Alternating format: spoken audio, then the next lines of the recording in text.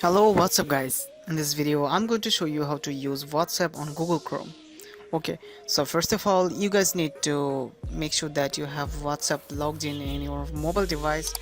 Now here you can see can see that I'm using WhatsApp on my Android device. So I'm using emulator, which is on my desktop. Okay, now you need to search for WhatsApp web, and here you will be able to see the official website of WhatsApp web. So here you can see you need to open your WhatsApp on your phone. You need to tap menu three dots or settings gear icon to select a WhatsApp app. Okay, and you need to point your phone to this screen to capture the code. So what I'm going to do is, here you can see we have available three dot. I'm clicking on that. Now here you can see WhatsApp web. You guys also need to click on that option. Now you guys need to click link to device. Okay, now you need to scan the code using your mobile phone.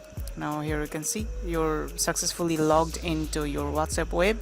Okay, and you are good to go. You can use a WhatsApp web from your Google Chrome. Okay, so I hope you guys understand this video. If you have any kind of question regarding this video, feel free to ask in the comment section below. I will see you in the next video.